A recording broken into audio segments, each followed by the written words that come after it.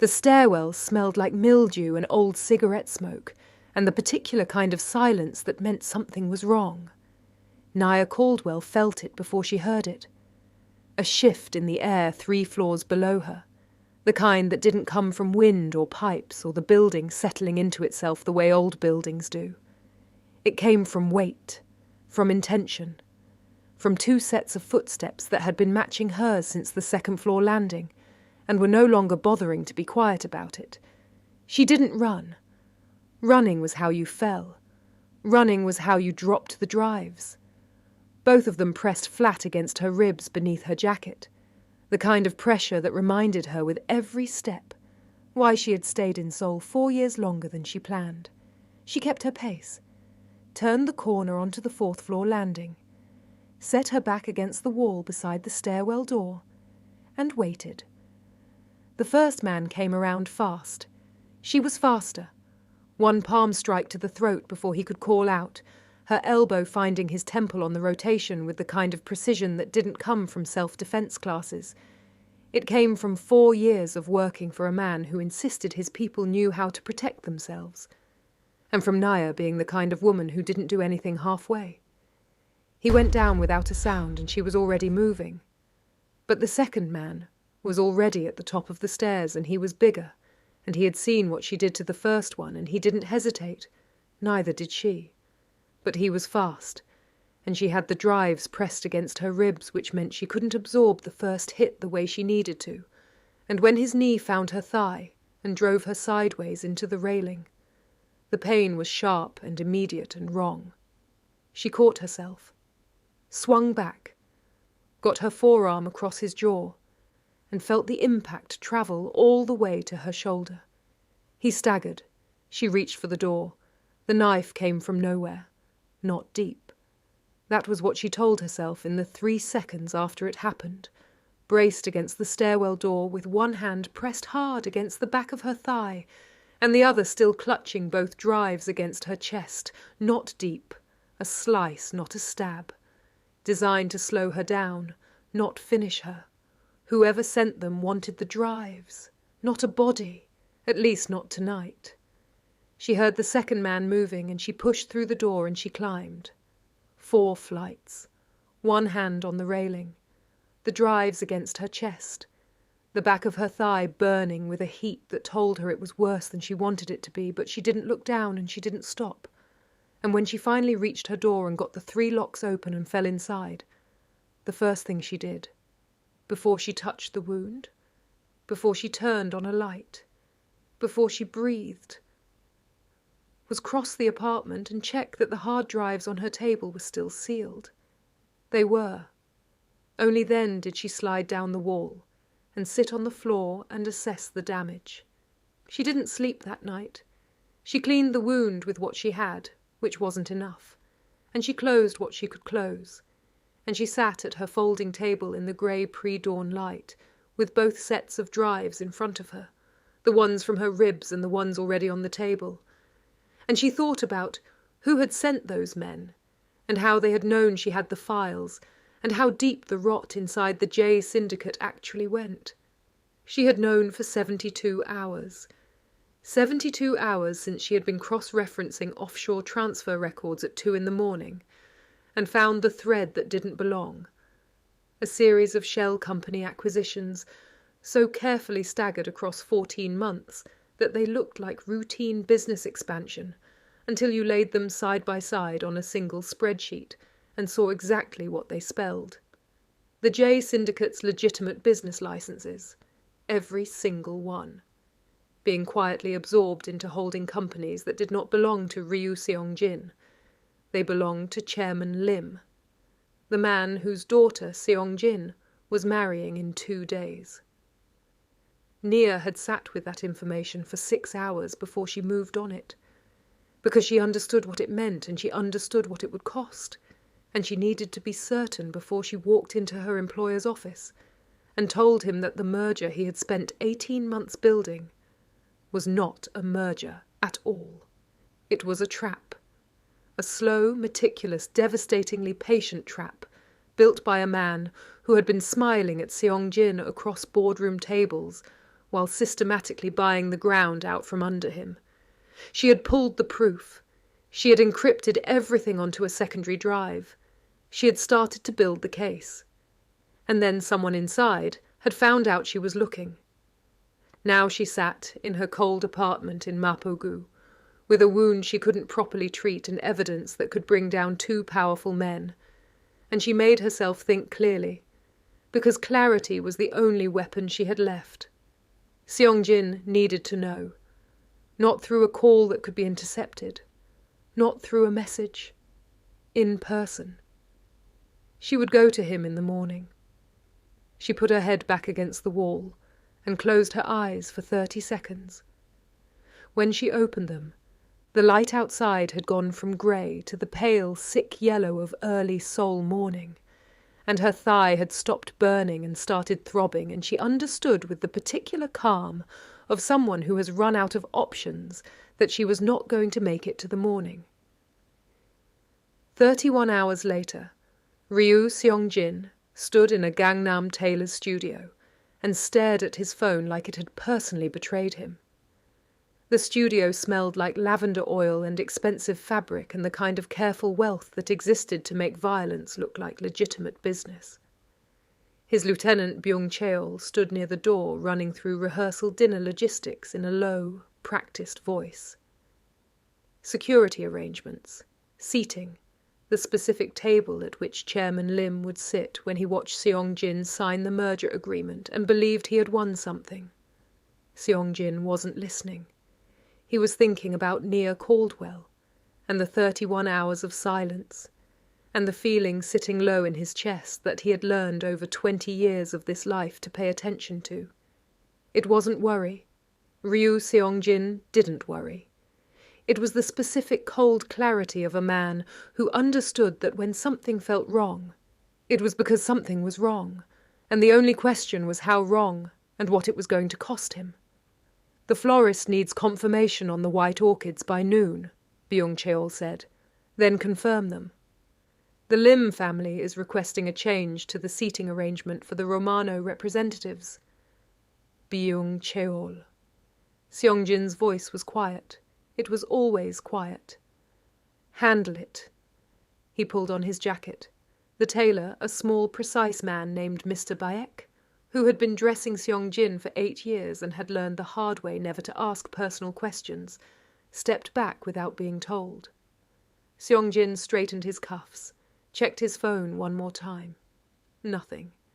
Nia had never gone 31 hours without contact. Not once in 4 years. "Where are you going?" Byung-cheol asked. There was something careful in his voice that Seong-jin didn't examine closely enough. Not yet. "Mapogu." A pause. "That's Lim territory until the wedding." "I know what it is." Seong-jin buttoned his jacket. "Tell the driver to bring the car around." The building was worse than he remembered. He had been here once, 2 years ago, dropping off documents she needed urgently, and he had stood outside for 40 seconds and felt something he had categorized at the time as mild confusion about why a woman he paid as generously as he paid Nia, Caldwell, chose to live in a place like this. Standing here now in the rain with 31 hours of silence pressing against the inside of his chest, he understood that he had never actually asked her. In 4 years, he had never once asked Nia Caldwell a single question about her life outside of his. The realization landed on him with a weight he didn't have time to examine. He took the stairs. Her door was locked, 3 locks, which told him she had made it home. But the 3rd lock gave under pressure in a way it shouldn't have, and when he pushed inside, the smell hit him first. Cold air, antiseptic, and underneath both of those things, copper. He saw the blood on the floor. His phone rang. Byung-cheol, calling to report that a junior accountant named Dae-sung had failed to appear at the office, and his credentials had been used at 2 a.m. to access the offshore ledgers. Seong-jin looked at the blood on the floor and filed the name Dae-sung away, like a bullet in a chamber, and kept moving. She looked like she had decided to die quietly, and was annoyed that it was taking so long. That was the first thing Seong-jin thought when he pushed open the bathroom door and found Naya Caldwell on the tile floor, not helpless, not collapsed, but sitting with her back against the bathtub and both hands pressed flat against the back of her thigh, and her eyes open and completely alert in the way that only people who are fighting something very hard manage to keep them. The wound was bad. He could see that from the doorway. The makeshift bandaging, the dark stain that had soaked through it hours ago. The fever flush across her cheekbones that told him her body had been fighting an infection since sometime yesterday. She looked at him the way she looked at everything, directly, without apology. Then she said, "The drives. Are they still on the table?"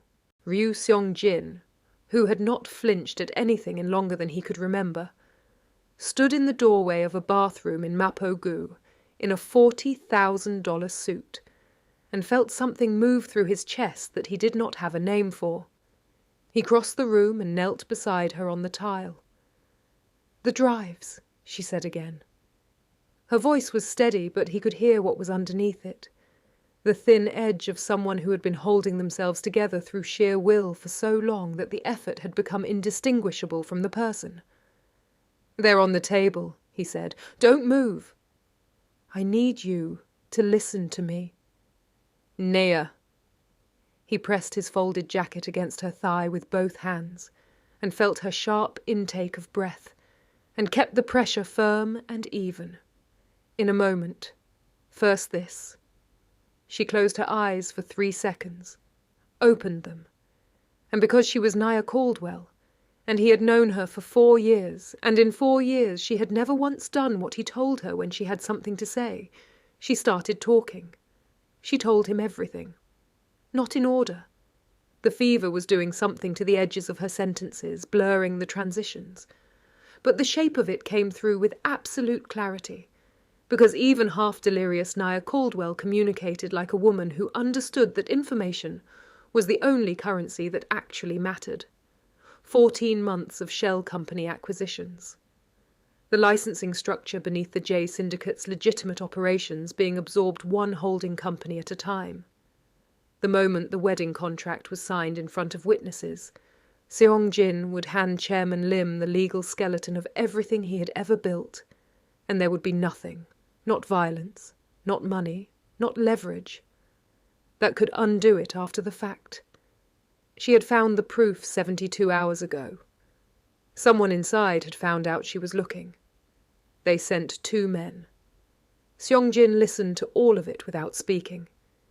His hands stayed flat and even against her thigh, and his face stayed exactly as it always was, composed still, giving nothing away. But something was happening behind his eyes that Naya, even through the fever, could see.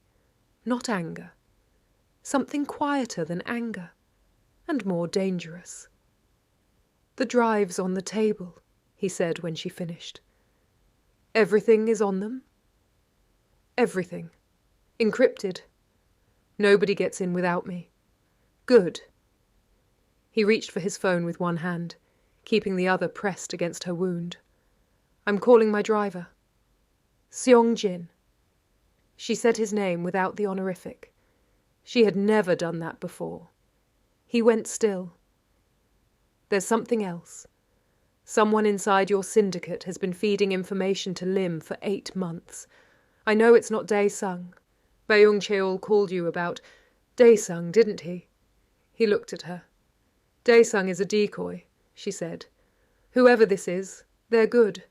They knew you'd need a name and they gave you one. The real thread is on the secondary drive. I hadn't finished pulling it when they sent the men." She paused. Her eyes closed briefly, and then opened again, with visible effort. "I need to finish it. I need to get to that drive, and I need 20 minutes, and then you'll know exactly who it is." "You need a doctor." "I need 20 minutes. Near Seong-jin." Again, no honorific, and this time something in her voice that he had never heard before. Not fear, she didn't do fear, but something adjacent to it. Something that sounded like a woman who had spent 72 hours alone with a wound and a secret and the specific kind of terror that comes not from dying but from dying before the work is done. I did not survive 2 men in a stairwell and drag myself up 4 flights of stairs to not finish this. 20 minutes. Then you can take me wherever you want. He looked at her for a long moment.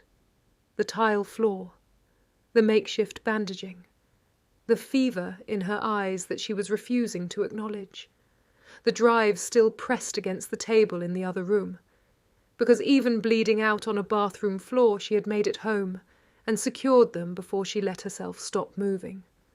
4 years. He had worked beside this woman for 4 years, and he had never once, not once, understood what that had cost her. 10 minutes, he said. 15. 12. She almost smiled.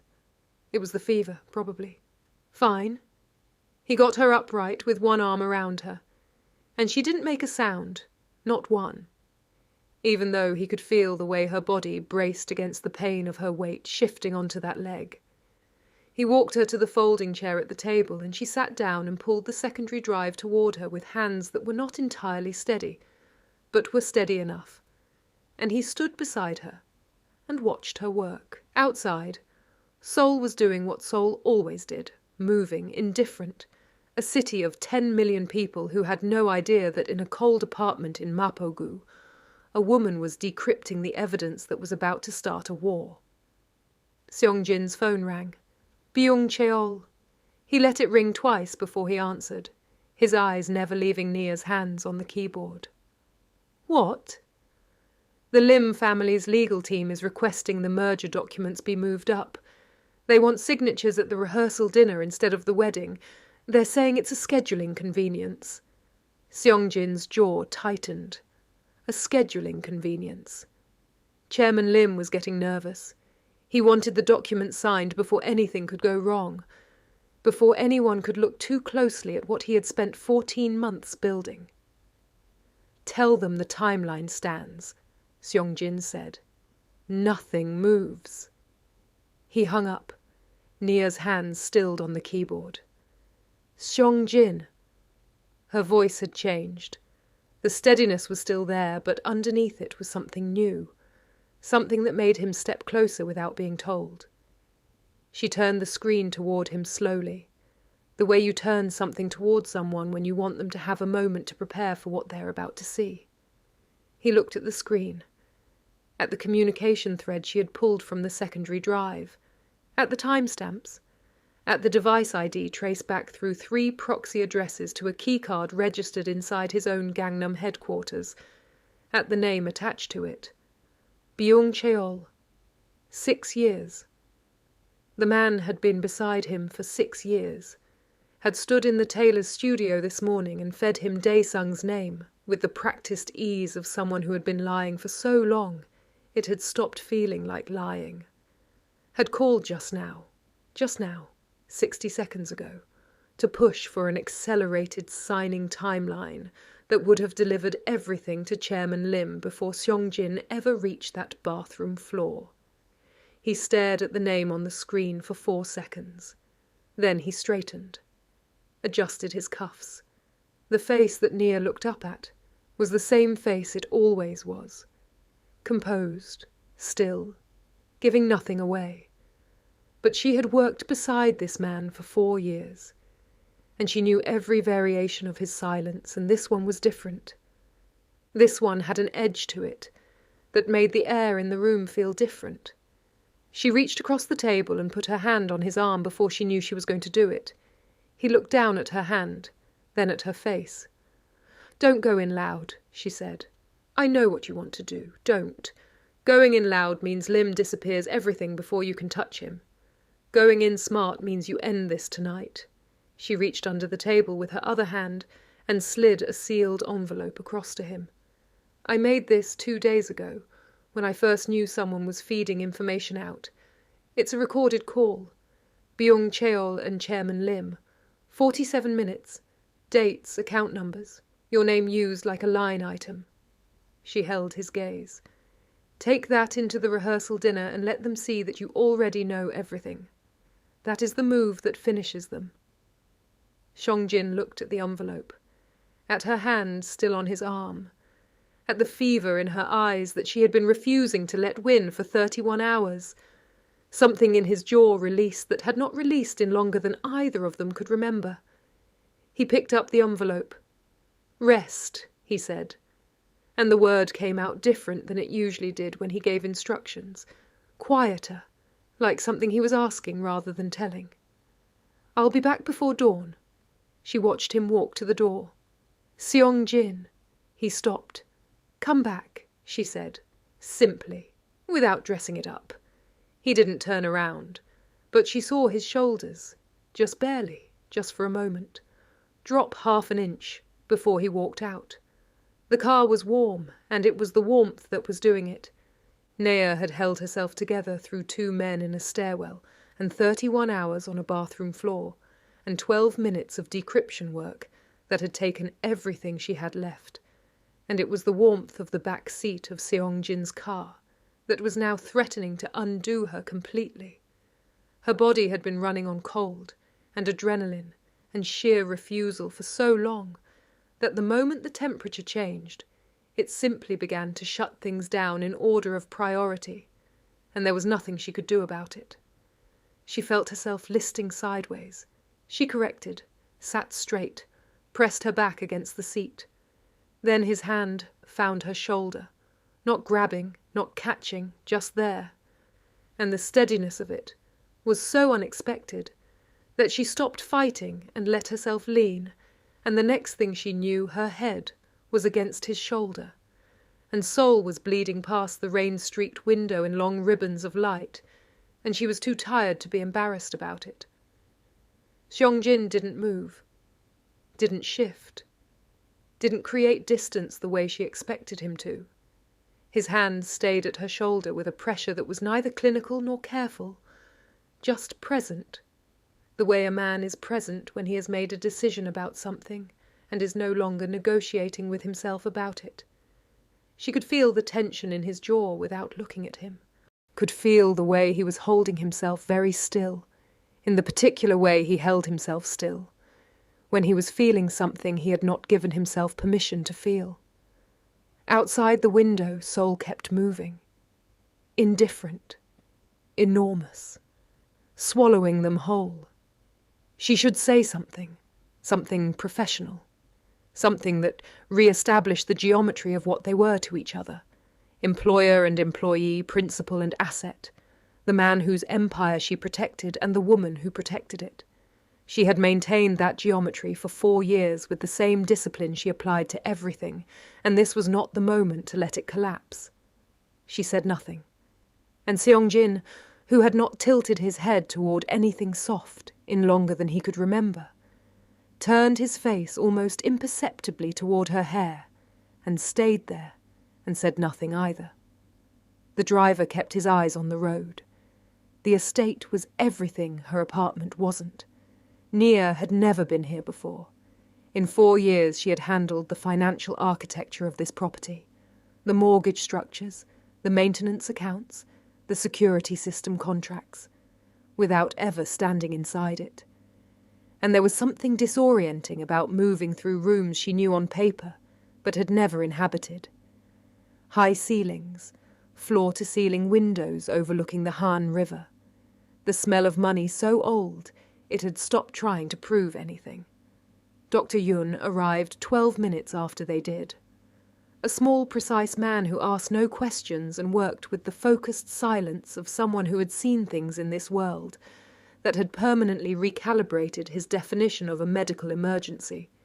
He examined the wound with gloved hands and a penlight and a facial expression that gave nothing away. Seong-jin stood in the corner of the room with his arms crossed and watched. When Yun finished his initial assessment, he straightened and turned and looked at Seong-jin with the particular careful neutrality of a man about to deliver information he knows will land badly. "The infection has been tracking for at least 20 hours, Yun said quietly. "The tissue damage is significant. Another 12 hours? He paused. Chose his next words with visible precision. Another 12 hours and we would be having a different conversation about what she gets to keep. The room was very quiet. Seong-jin looked at the doctor for 3 seconds without speaking. Then he looked past him at Nia on the bed, eyes closed for the first time. The deliberate unconsciousness of a body that had finally been given permission to stop. And something happened in his face that Dr. Yun would later describe to no one because he understood instinctively that it was not something he had been meant to see. It was not anger. Seong-jin's anger was cold, and it was quiet, and anyone who had worked near him long enough could recognize it. This was different.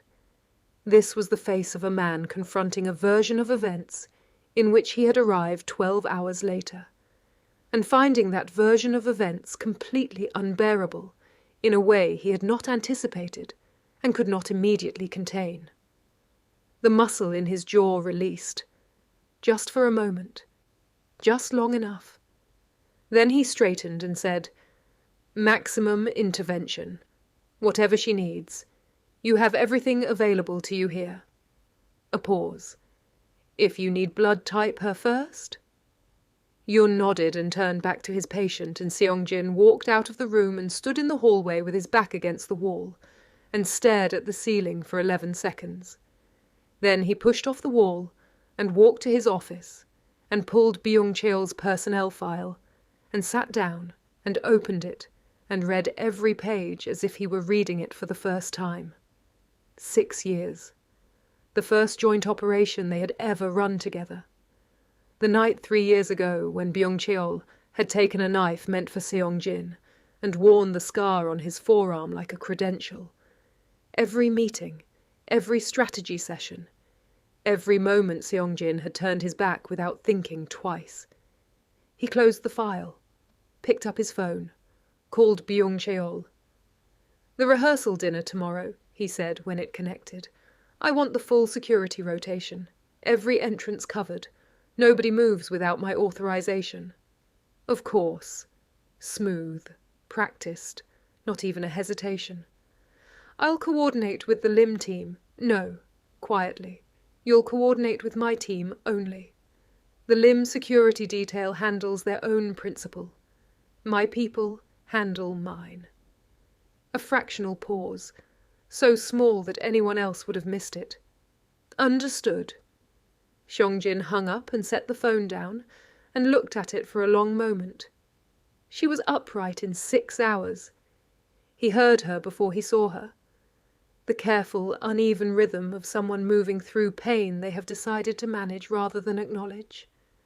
And when he appeared in the doorway of the room, she was already sitting at the edge of the bed, with the IV line still threaded into her arm, and her eyes carrying the particular focused clarity of someone who had slept just long enough to remember what they were fighting for.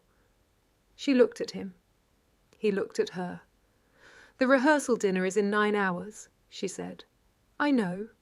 Then we need to work. You need to rest. Seong-jin." She said it the same way she had said it on the bathroom floor. No honorific, no softening. Just his name in her voice like a period at the end of an argument. "Chairman Lim has been building this for 14 months. We have 9 hours. I can rest when it's over." He looked at her for a long moment. The IV line. The careful way she was holding her leg. The absolute refusal in her eyes that he recognized because he had seen it in his own reflection for 20 years, and had never expected to find it looking back at him from across a room like this. He pulled a chair to the table. She pulled the drives toward her. And for the first time in 4 years, Ryu Seong-jin and Nia Caldwell sat on the same side of something. The files opened like a verdict. Shell companies and forged licensing agreements and offshore transfers that told a story so meticulously constructed it had taken Nia's specific combination of access and intelligence and 4 years of institutional knowledge to see through it. And beneath all of it, the communication thread. Byung-cheol and Chairman Lim.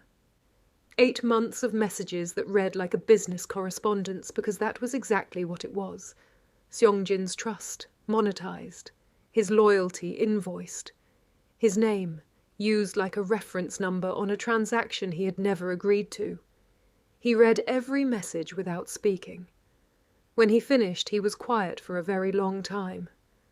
Then Nia slid the sealed envelope across the table.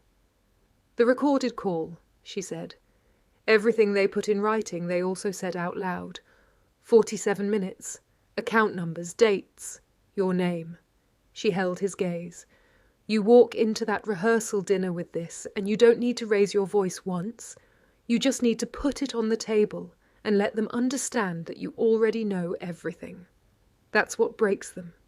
Not force. Information." He picked up the envelope, turned it over once in his hands. "When did you make this?" 2 days ago, when I first knew someone was feeding information out, before I knew who. 2 days ago, she had been building him a weapon while someone was already hunting her for the evidence she carried. 2 days ago, she had sat in that cold apartment and prepared for a version of events in which she might not be the one to deliver it. He set the envelope down carefully, like it was something that deserved to be handled carefully. "After tonight," he said, and his voice had shifted into something she hadn't heard from him before.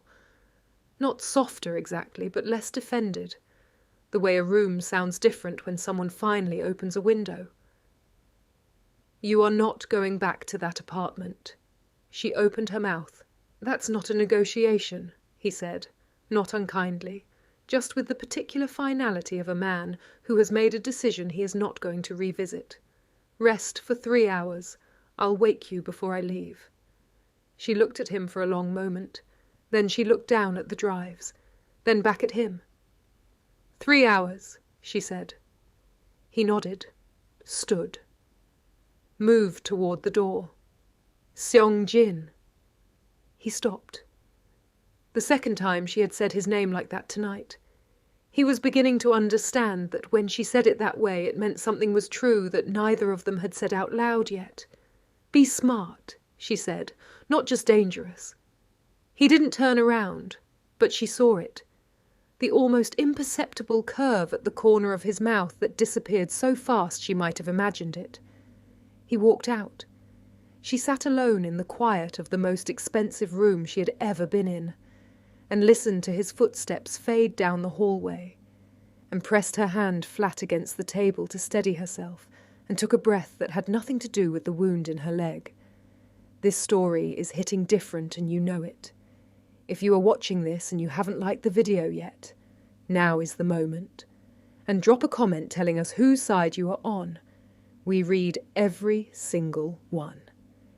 Now stay with us, because what happens at that rehearsal dinner is something you are not going to see coming. The Schiller Hotel at night was the kind of beautiful that existed specifically to make dangerous things look civilized. Seong-jin arrived early. That was the first thing that unsettled Chairman Lim's people. He could see it in the slight recalibration of the security detail at the entrance. The way one of them touched his earpiece and murmured something that travelled up the chain faster than the man could hide that he'd done it.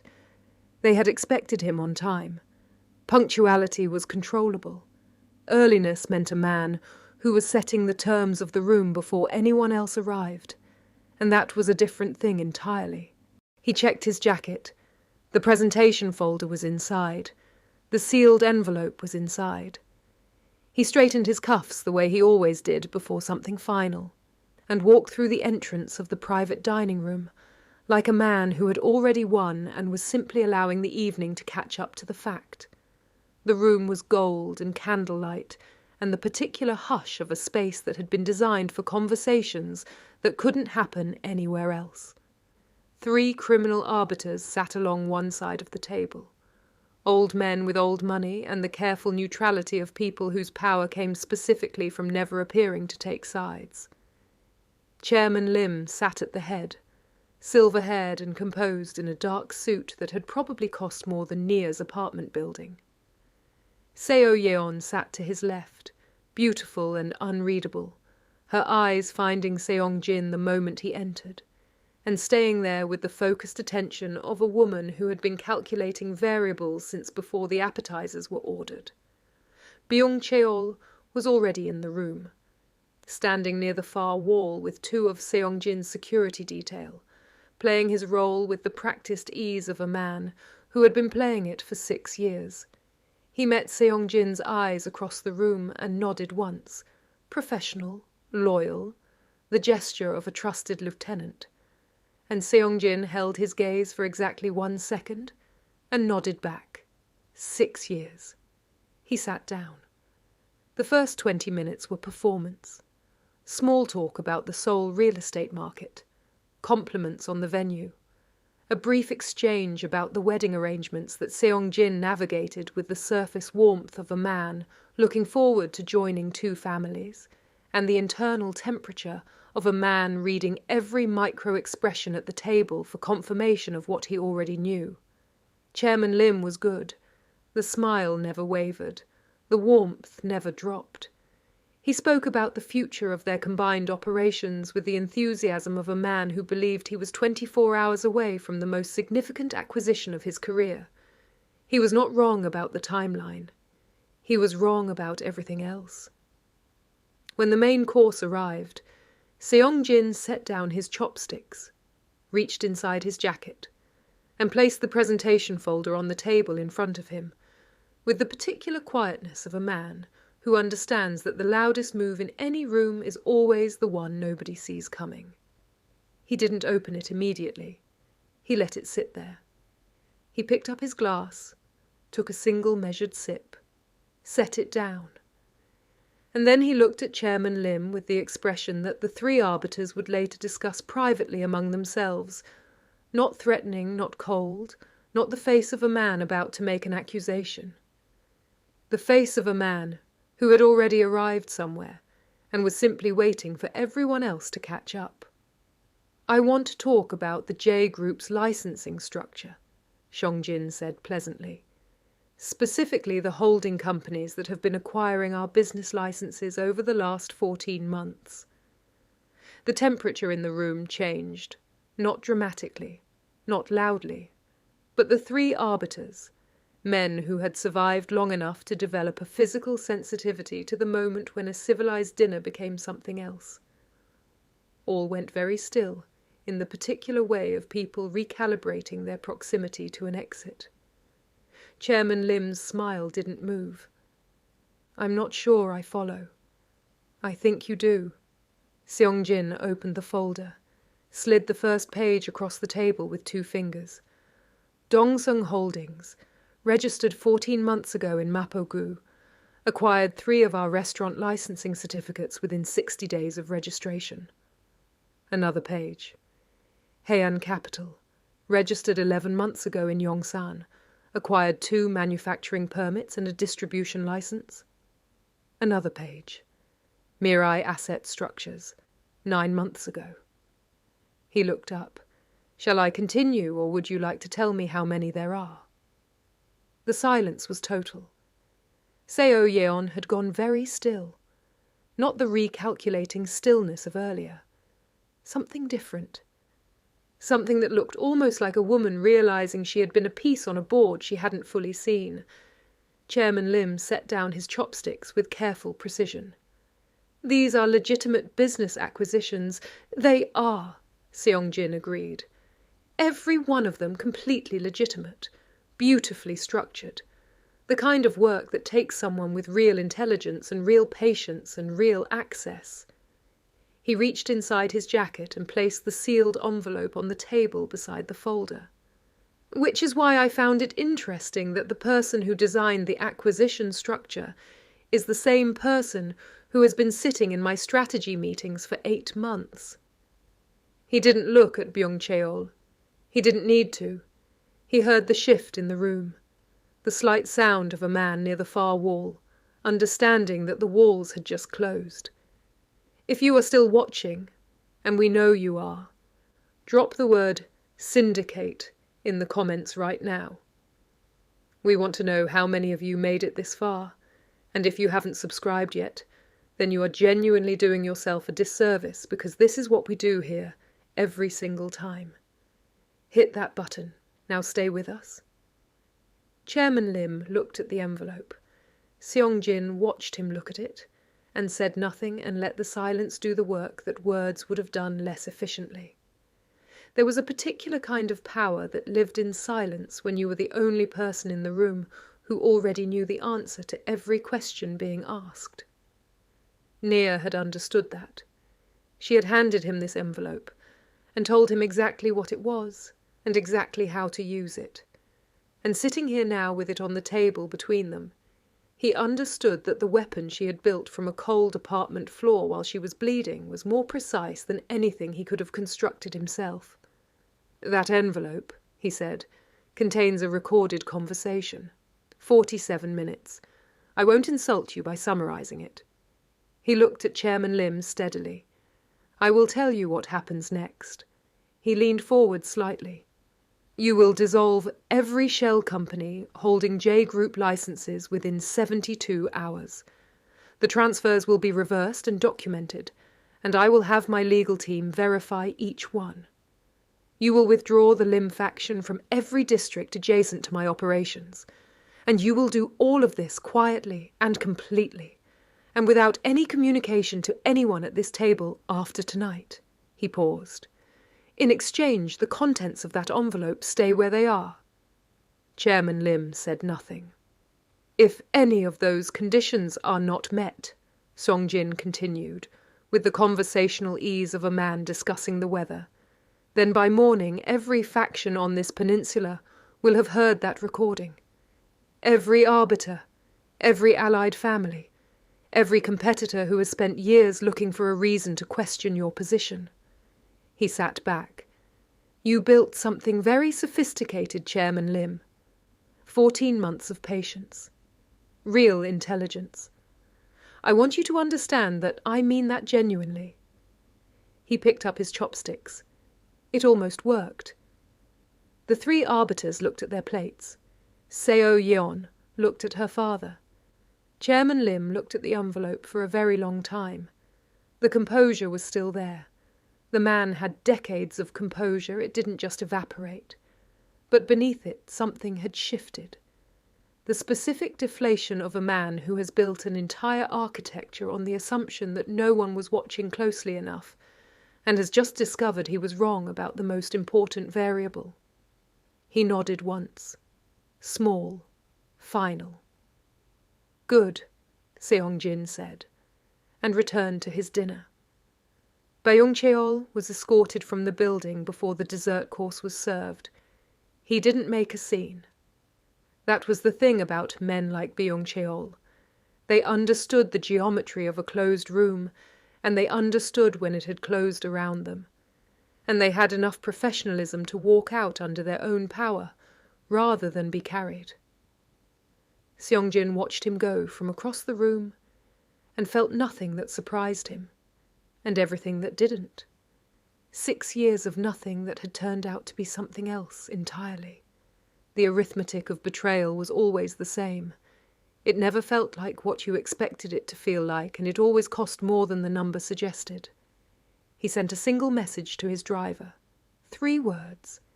Then he sat in the gold and candlelight of the Schiller Hotel's private dining room for 4 more minutes, finishing his dinner with the composure of a man who had nowhere more important to be, even though there was somewhere he had been wanting to get back to since he walked out of an estate bedroom 3 hours ago and told a woman with a fever and an IV line to rest. Seo Yeon stopped him at the door. She looked at him for a long moment, the particular look of a woman who had spent her life in rooms like this one and knew exactly what she had just watched happen. Not angry, not humiliated. Something more complicated than either of those things. "She did this," Seo Yeon said. "Not a question." Seong-jin said nothing. "Your assistant?" The word landed with a precision that told him Seo Yeon had understood certain things for longer than she had let on. "She built all of this." He held the door. "The wedding," Seo Yeon said. "Was it ever—" She stopped, looked at him, looked at the door. Made the calculation that women like her make when they finally have enough information to see the full picture. "No," she said quietly, answering her own question. "I suppose it wasn't." She walked back to her father's table without looking back. Seong-jin walked out into the Seoul night, and the rain had stopped, and the city was doing what it always did, moving, breathing, indifferent. And he stood outside the Schiller Hotel for exactly 3 seconds before he got in the car. His phone rang, Chairman Lim, calling from what sounded like a car moving fast toward an airport, his voice stripped of its dinner-table composure, something tight and humiliated and barely contained moving underneath the words. Seong-jin looked at the screen, thought about a woman sitting in an estate bedroom 3 hours into a promised 3 hours of rest, fever still present, IV line still in, waiting for the sound of his footsteps in the hallway. He sent it to voicemail. The car moved through the Seoul night, and the city lights streaked past the window, and Ryu Seong-jin sat in the back seat with his jacket across his lap and the empty folder in his hand, and felt, for the first time in longer than he could calculate, like something had been put right, that he hadn't even known was wrong.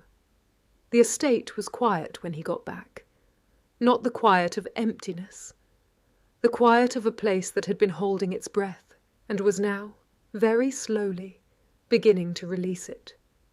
Seong-jin moved through the entrance hallway without turning on additional lights, his footsteps measured, his jacket folded over his arm, and he told himself he was simply checking that she had rested the way he'd told her to rest, and that was all this was, and he almost believed it, until he reached the bedroom door and found it open and the bed empty. He heard her in the sitting room. She had moved herself to the window. Carefully, he could tell from the way the IV stand had been repositioned. She had done it carefully and probably slowly, and with the particular stubbornness of a woman who refused to be found horizontal when she could be found upright. She was sitting in the chair closest to the glass, her legs angled to keep the wound elevated the way Yun had instructed, both hands wrapped around a glass of water, looking out at the Han River in the dark. She heard him come in, but she didn't turn around immediately.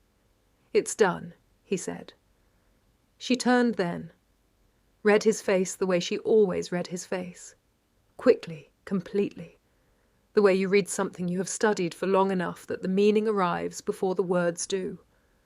Whatever she found there made her exhale slowly through her nose, a breath she had been holding for 72 hours finally finding its way out. "Lim," she said, folded, 72 hours to reverse the acquisitions. "Byung Cheol." A pause. "Handled." She nodded, looked back at the river. "Seo Yeon?" "Gone." He crossed the room and sat down across from her, jacket over the arm of the chair, and for the first time in the entire evening he let himself simply be still. No performance. No composure being maintained for the benefit of a room. Just a man sitting across from a woman in the quiet of a building that belonged to him. Both of them on the other side of something. "She knew," he said. "Not everything. But enough. She's her father's daughter. She'll recalculate and redirect and be dangerous again inside a month. But not toward us. Not after tonight." Nia considered this. Smart woman. Yes. Wasted on that family. Something moved at the corner of his mouth. Yes. The river stretched dark and vast beyond the window. The city lights along its banks fractured and shimmering in the water the way they always did after rain. Nia looked at it, and he looked at her, and neither of them spoke for a moment that lasted longer than a moment. The particular silence of two people who have been through something together and are still taking stock of the fact that they are both still here. His phone sat in his jacket pocket and did not ring, and he did not reach for it. "Your mother," he said. She turned back from the window. "Her care facility in Atlanta." He held her gaze. "I had it transferred to a private account this evening. Full coverage. The outstanding balance and everything going forward." He said it the way he said most things, directly, without softening it into a question or cushioning it into a suggestion. Just the fact of it, placed in front of her the way he had placed the folder on the table at the Schiller Hotel. A thing that was already done. You should have told me. Nia was quiet for a moment. The kind of quiet that wasn't absence. It was the quiet of someone choosing words with the care they deserved. You never asked, she said, not accusatory. Just true. He absorbed that. No, he said, I didn't. Another silence. Outside, a barge moved slowly down the Han, its running lights amber and steady, crossing the dark water with the patient indifference of something that had been making this journey long before either of them existed, and would be making it long after. I'm not going back to Mapogu, she said. It wasn't a question. No, that's not... She stopped, looked at him, recalibrated. I need my own space, Seong-jin. I need... There is a residence on the 4th floor of this building, he said. Separate entrance, full security. It has been empty for 2 years. A pause. It has a kitchen. She looked at him. You mentioned Juk, he said. And his voice was so completely neutral when he said it that she couldn't tell if he was being practical or something else entirely. And she suspected that was entirely deliberate. I mentioned Juk because I have been connected to an IV line for 6 hours and I would like to eat something that requires chewing, she said. I know what you meant. Then why? Because, he said. And he said it slowly, the way he said things when he wanted them to land correctly. The kitchen in the 4th floor residence has everything, including whatever you need to make juk at 2 a.m. if that is what you want to do. He held her gaze. Or I can make it. The silence that followed was a different kind of silence than any of the ones that had come before it. Softer at the edges, less defended. You don't cook, she said. You don't know that. Seong-jin.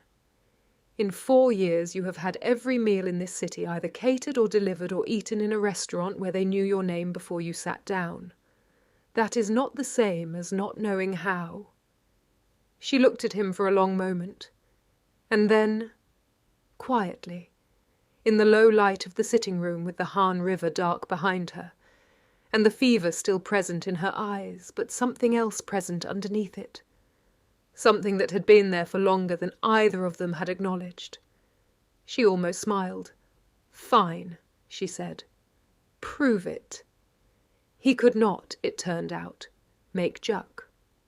What he could do was stand in a kitchen that cost more than most people's apartments and follow Nia's instructions with the focused precision of a man who applied the same attention to detail to everything he did regardless of what it was. And what emerged from that process 40 minutes later was something that was almost juk and was definitely warm.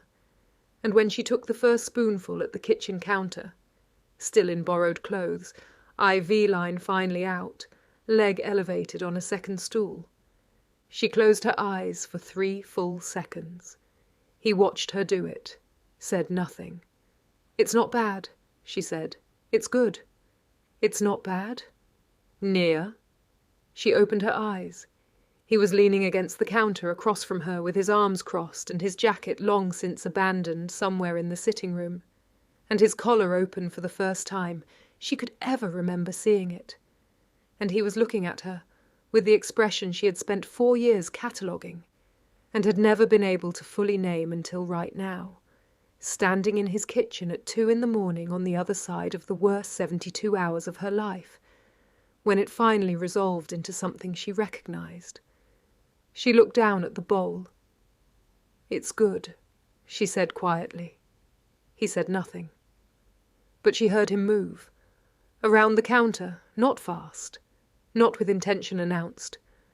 And when he stopped, he was standing beside her, and he reached past her to adjust the angle of her elevated leg on the stool with both hands, careful and deliberate. And when he straightened, he didn't move away, and she didn't ask him to. They stood like that in the kitchen of his estate at 2 a.m, The city quiet outside, the river dark, the worst of it behind them, and whatever came next still unnamed. And neither of them spoke because there was nothing left to say that the silence wasn't already saying more precisely. 3 days later, Ryu Seong-jin received a call from Richard Kensington. Not a limb ally. Worse, an independent power from outside Seoul, who had been watching the J Syndicate's internal situation with the patient interest of a man waiting for structural weakness to become an opportunity. The call was professional and brief, and underneath its professional brevity was a threat so carefully worded it could have been a business proposal.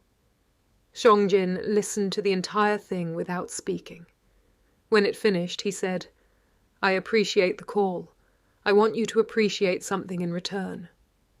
He looked across the room at Nia, sitting at the table in the 4th floor residence, laptop open, both encrypted drives in front of her, 3 days into her recovery, and already rebuilding the financial architecture of the J Syndicate's legitimate operations with the focused efficiency of a woman who processed difficulty by dismantling it and putting it back together correctly. She felt his eyes, and looked up. He held up one finger. 1 minute. She nodded, and went back to the screen. "The situation you've been monitoring," he said into the phone, "has been resolved. The Lim faction has withdrawn, the internal breach has been closed, and the person responsible for closing it is currently sitting in my building with full access to every piece of financial intelligence the J Syndicate holds." A pause. "Which means that anything you are considering, she will see coming before you have finished considering it." A silence on the other end of the line. "Have a good evening," Seong-jin said, and hung up. Nia looked at him across the room. "Kensington. Fishing. And?" "He'll reconsider." He crossed the room and sat down across from her and reached for the coffee she had made. She had figured out his kitchen faster than he had expected, which was to say she had figured it out immediately, and looked at the screen she was working on. How long until the licensing transfers are fully reversed? 40 hours if Lim's people move at the pace they should, 60 if they drag their feet. She turned the screen toward him. "I've set up a monitoring protocol that flags any irregularity in real time. If they try to retain any partial position in any of the shells, I'll know before their lawyers finish the sentence." He looked at the screen. At the architecture she had built in 3 days from a 4th floor residence with a healing wound and a borrowed laptop. At the precision of it. The way every variable had been anticipated and accounted for, and the whole thing constructed, not just to solve the current problem, but to make the same problem impossible to replicate. "Nia," he said. She looked up. "You are not my executive assistant." She waited. "You are not my employee." He held her gaze with the directness he applied to everything that mattered. "You are my partner, in every operation, every decision, every room." A pause. "That is a different structure than what we have had. It means different compensation, different authority, different... Seong-jin." He stopped. She looked at him across the table in the low morning light of a 4th floor residence that smelled like coffee, and the particular newness of a space that was becoming something, not quite home yet, but moving in that direction with the same quiet inevitability as everything else between them. "I know what it means," she said. He held her gaze. "Okay," she said. "Just that. Just okay." The way she said everything that mattered, without ceremony, without inflation, just the word placed precisely where it needed to be and left there to mean exactly what it meant. He nodded once, picked up his coffee. Outside, the Han River was catching the early morning light, and Seoul was waking up the way it always did, enormous and indifferent and completely unaware that in a building overlooking its most famous waterway, something had shifted permanently between two people who had spent 4 years standing on opposite sides of a line that neither of them had ever actually believed in. The encrypted drive sat between them on the table. The coffee was good, the leg was healing, and Ryu Seong-jin, who had not smiled once in the worst 72 hours of his recent memory, looked across the table at Nia Caldwell and did something he almost never did. He smiled. Not wide, not performed. Just the quiet, private, irrefutable smile of a man who has found himself somewhere he did not expect to be and has decided, without reservation, that it is exactly where he wants to stay. She saw it, looked back at her screen, and smiled at her laptop so he couldn't see it. He saw it anyway. If you made it to the end of this story, then you already know. This channel is where you belong. Hit that subscribe button right now if you haven't already. Drop a like on this video and tell us in the comments what moment got you. Was it the stairwell? The car ride? The kitchen at 2 a.m? We read every single comment, and we are already working on the next one. Stay close. You won't want to miss it.